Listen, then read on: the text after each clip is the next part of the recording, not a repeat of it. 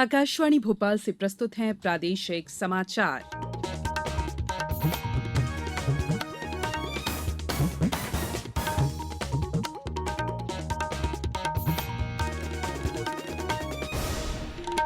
नमस्कार, समाचारों के साथ मैं संयुक्ता बैनर्जी। सबसे पहले इस बुलेटिन के मुख्य समाचार।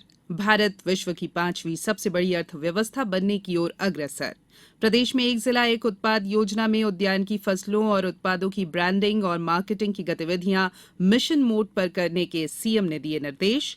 मुख्यमंत्री आज नए बने शिक्षकों को देंगे प्रशिक्षण। और एशिया कप क्रिकेट में आज दुबई में सुपर 4 में भारत का मुकाबला पाकिस्तान से होगा। अब समाचार विस्तार से। भारत विश्व की 5वीं सबसे बड़ी अर्थव्यवस्था बनने की ओर अग्रसर है। एक ट्वीट संदेश में केंद्रीय वित्त मंत्री निर्मला सीतारमण ने कहा है कि अंतर्राष्ट्रीय मुद्रा कोष के अनुमान दर्शाते हैं कि भारत इस साल वार्षिक आधार पर ब्रिटेन से आगे निकल गया है। इन अनुमानों के आधार पर भारत अमेरिका, चीन, जापान और जर्मनी से ठीक पीछे 5वें स्थान पर है। श्रीमती सीतारमण ने कहा कि एक दशक पहले भारत सबसे बड़ी अर्थव्यवस्थाओं में 11वें स्थान पर था। उधर मुख्यमंत्री शिवराज सिंह चौहान ने भारत के विश्व की 5वीं सबसे बड़ी अर्थव्यवस्था बनने पर प्रसन्नता व्यक्त की है। उन्होंने कहा कि प्रधानमंत्री नरेंद्र मोदी के नेतृत्व में किए गए फास्ट ट्रैक सुधारों और अभूतपूर्व आर्थिक पहल से ये संभव हो सका है।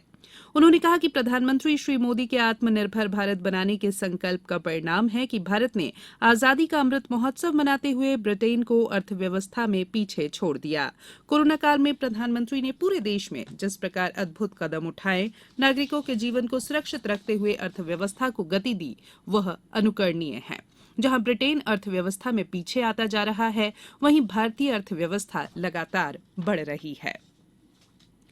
मुख्यमंत्री शिवराज सिंह चौहान ने कहा है कि एक जिला एक उत्पाद योजना में जिलों में उद्यानिकी फसलों और उत्पादों की ब्रांडिंग और मार्केटिंग की गतिविधियां मिशन मोड पर की जाए।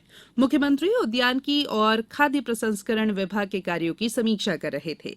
समीक्षा के दौरान बताया गया कि प्रदेश में 363 खाद्य प्रसंस्करण इकाइयां स्थापित की गई हैं। प्रधानमंत्री खाद्य उद्यम उन्नयन योजना में 212 और राज्य योजना में 151 इकाइयां स्थापित की जा चुकी है, जो सराहनीय है।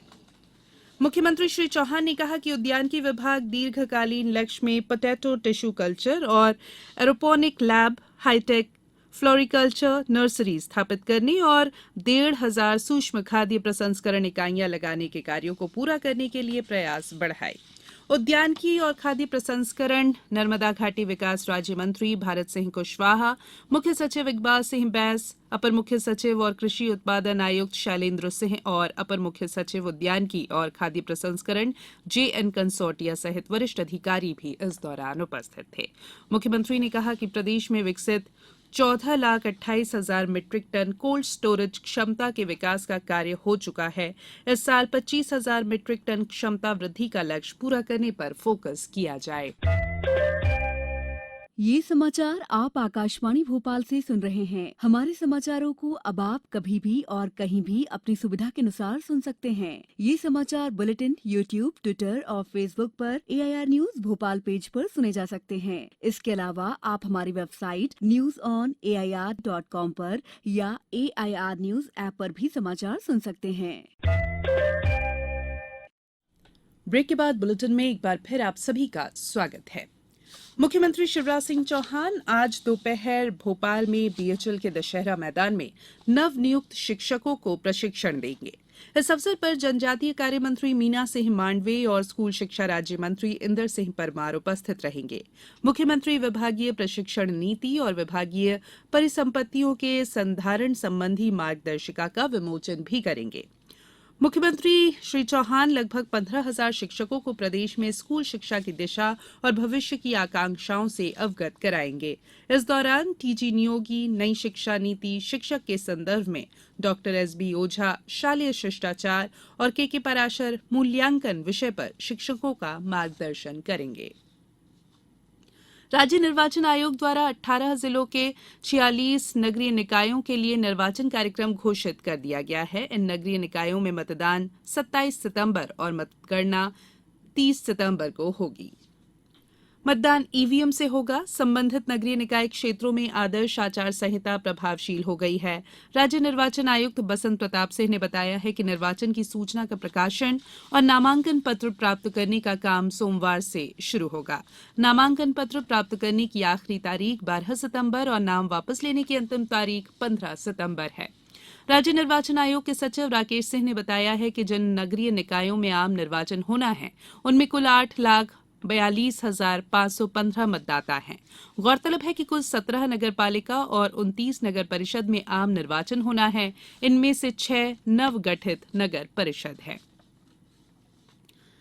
एशिया कप क्रिकेट में आज दुबई में सुपर 4 में भारत का मुकाबला पाकिस्तान से होगा। ये मैच शाम 7:30 बजे से खेला जाएगा। भारत के 2 मैचों से 4 अंक है और वो तालिका में सबसे ऊपर है। पाकिस्तान के 2 मैचों से 1 में जीत के साथ 2 अंक है और वो दूसरे स्थान पर है। भारत के ऑलराउंडर रविंद्र जडेजा घुटने में चोट के कारण एशिया कप के बाकी मैचों से बाहर हो गए हैं। उनकी जगह अक्षर पटेल को टीम में शामिल किया गया है। आकाशवाणी से इस मैच का आंखों देखा हाल हिंदी और अंग्रेजी में प्रसारित किया जाएगा। वहीं कल रात शारजाह में सुपर 4 के पहले मैच में श्रीलंका ने अफगानिस्तान को 4 विकेट से हरा दिया। 176 रन के लक्ष्य के जवाब में श्रीलंका ने 19 ओवर और 1 गेंद में 6 विकेट के नुकसान पर 179 रन बनाए। केंद्रीय गृह मंत्री अमित शाह आज अहमदाबाद में 36वें राष्ट्रीय खेलों का गान और शुभंकर जारी करेंगे। आज शाम एरीना ट्रॉस स्टेडियम में राष्ट्रीय खेलों से संबंधित एक कार्यक्रम आयोजित किया जाएगा। गुजरात के मुख्यमंत्री भूपेंद्र पटेल और केंद्रीय युवा कार्यक्रम और खेल मंत्री अनुराग ठाकुर भी इसमें शामिल होंगे। देश के सबसे बड़े खेल आयोजन के लिए विशेष वेबसाइट और मोबाइल एप्लीकेशन भी जारी की जाएगी। 36वें राष्ट्रीय खेल 7 साल के अंतराल के बाद आयोजित किए जा रहे हैं। राष्ट्रीय खेल का विषय है सेलिब्रेटिंग यूनिटी थ्रू स्पोर्ट्स। ये खेल 29 सितंबर से 12 अक्टूबर तक चलेंगे। इसमें अधिकांश पारंपरिक ओलंपिक खेलों सहित 36 स्पर्धाओं में करीब 7,000 एथलीट के भाग लेने की संभावना है। इन राष्ट्रीय खेलों में पहली बार मलखंब और योगासन जैसे स्वदेशी खेल भी शामिल किए जाएंगे। पिछली बार राष्ट्रीय खेल वर्ष 2015 में केरल में हुए थे। अब कुछ समाचार संक्षेप में। गृह मंत्री डॉक्टर नरोत्तम मिश्रा ने कल दतिया में लघु और सीमांत किसानों को प्रधानमंत्री आदर्श ग्राम योजना से लाभान्वित किया। उन्होंने 11 गांव के अनुसूचित जाति वर्ग के 265 छोट जोत के किसानों को 26,50,000 रुपए की राशि के कृषि यंत्र प्रदान किए। ग्वालियर के जनकताल पर कल विद्युत कर्मियों और पेंशनर्स का वार्षिक स्नेह सम्मेलन आयोजित किया गया। ऊर्जा मंत्री प्रद्युमन सिंह तोमर ने विद्युत कर्मियों और पेंशनर्स को सम्मानित किया। किसान कल्याण और कृषि विकास मंत्री कमल पटेल ने हरदा जिले के ग्राम कड़ौला में समर्थन मूल्य पर ग्रीष्मकालीन मूंग उपार्जन केंद्र का निरीक्षण किया।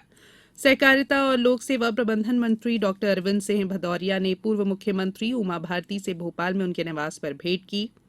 लोक स्वास्थ्य मंत्री और धार जिले के प्रभारी डॉक्टर प्रभुराम चौधरी ने बरसात की अतिवृष्टि से प्रभावित क्षेत्रों के संबंध में धार में समीक्षा बैठक की।